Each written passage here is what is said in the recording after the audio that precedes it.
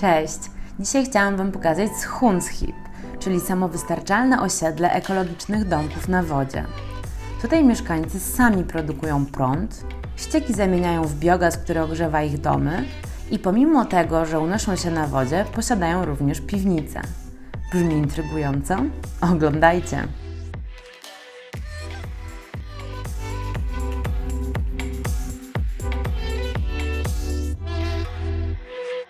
Panuje taka atmosfera wakacji, odpoczynku, chillu, selskości.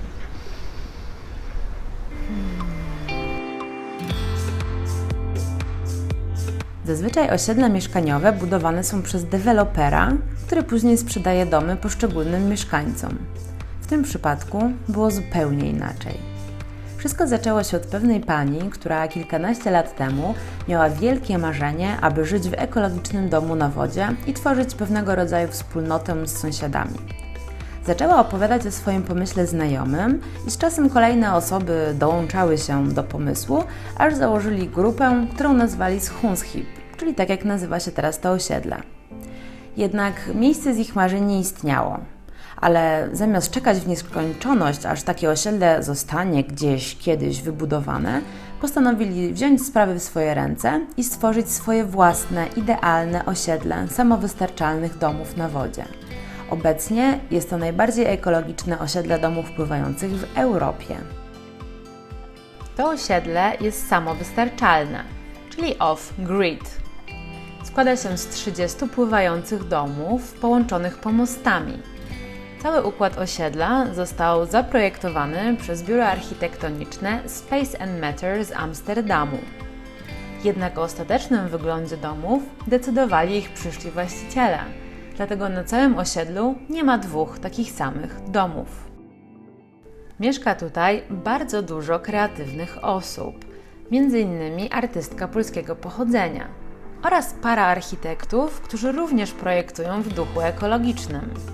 W swoich projektach często wykorzystują materiały z recyklingu, a ich dom jest świetnym przykładem, jak takie materiały można wykorzystać. Wejdźmy do środka i posłuchajmy mojej rozmowy z właścicielką.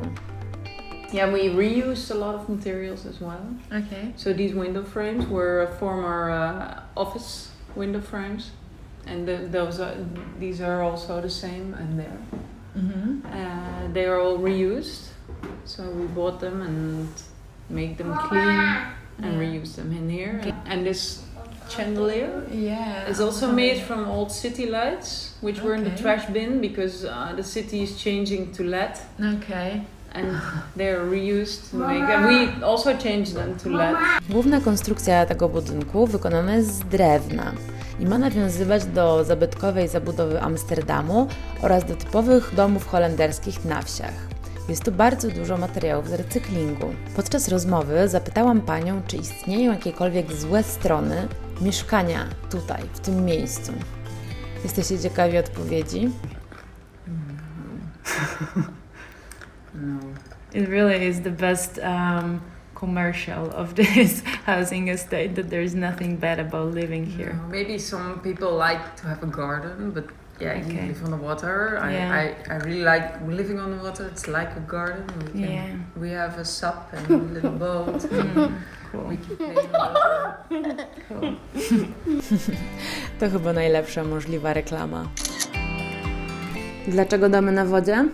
Poza tym, że mieszkanie na wodzie jest po prostu fajne, to Holendrzy myślą bardzo przyszłościowo. Dla nich kwestia katastrofy klimatycznej jest faktem i już teraz przygotowują się na jej skutki, czyli m.in. podniesienie poziomu wód. Specjalnie na potrzeby tego osiedla został wymyślony sposób kotwiczenia, który kompensuje ruchy wody, dzięki czemu dom jest zupełnie odporny na kołysanie. Będąc w środku, odczucie jest takie, jakby dom stał na lądzie. A to dzięki specjalnym 2 klamrom, które nałożone są na pale po 2 przeciwległych narożnikach budynku.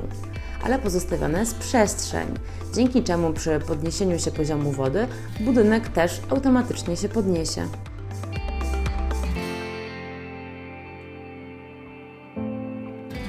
Osiedle produkuje również swoją własną energię elektryczną ze słońca poprzez panele fotowoltaiczne. To osiedle funkcjonuje jako wspólnota, więc jeśli któryś dom wyprodukuje więcej energii, odsprzedaje ją po wewnętrznie ustalonych stawkach swojemu sąsiadowi, a nie tak jak się to zazwyczaj odbywa po zawyżonych stawkach do elektrowni. Zobaczcie w ogóle, jak tutaj są wkomponowane te panele fotowoltaiczne w budynki. Na przykład w tym budynku tworzą one całą elewację, całą ścianę. A w tym budynku jest to jeszcze ciekawsze, ponieważ są tak ułożone, że tworzą balustradę na balkonie. Poprosiłam architekta, aby opowiedział, w jaki sposób są zagospodarowywane ścieki na tym osiedlu.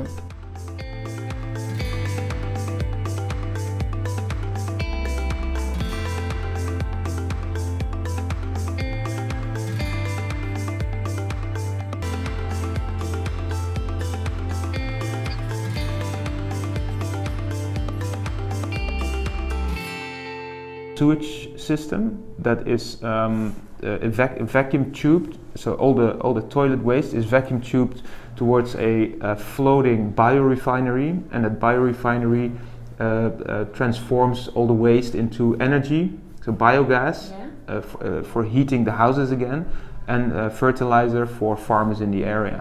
Okay. So it, like, even the toilet waste is not real waste, you know, it's reused again. So. Zapytałam architekta, jakie było największe wyzwanie podczas procesu budowania.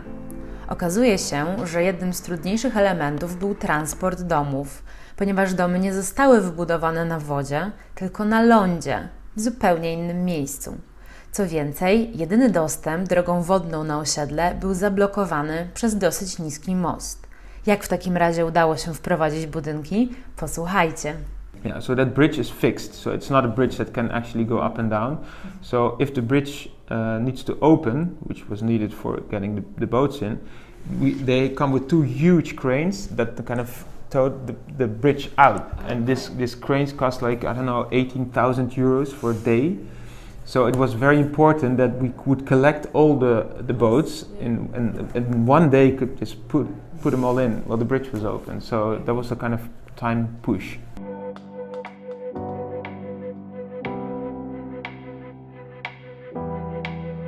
So there's a boat and they just put a rope on the house, and another boat on the back of the house, and then they just float. And it's kind of funny because a lot of the boats were built elsewhere, and they you could really see in the Netherlands all these big houses coming to Amsterdam by boat. Tak jak mówiłam, na całym osiedlu nie ma dwóch takich samych domów. Różnią się one nawet materiałami konstrukcyjnymi, ponieważ niektóre powstały z drewna, inne ze słomy, jeszcze inne zostały wybudowane w technologii hempcrete, czyli z konopi. Ale żeby całe osiedle wyglądało spójnie, każdy dom dostał swój paszport, w którym były napisane wytyczne do projektowania. Z góry ustalona była wielkość domu, każdy z nich ma 2 kondygnacje nadziemne i 1 podziemną, a w zasadzie podwodną, taką jakby pływającą piwnicę. Okay, so thank you for the speech. Yeah. Thank you for coming. And good luck. Thanks. Co myślicie o takich domach na wodzie? Może macie jakieś dodatkowe pytania? Jeśli tak, napiszcie je w komentarzu. Odpowiem na wszystkie Wasze wątpliwości. A tymczasem zachęcam do subskrybowania kanału. W prawym górnym rogu znajduje się ikonka, w którą należy kliknąć. A już w następny czwartek opowiem Wam o domach, które powstają z grzybów. Budujmy razem zdrowszy świat. Sawagaja.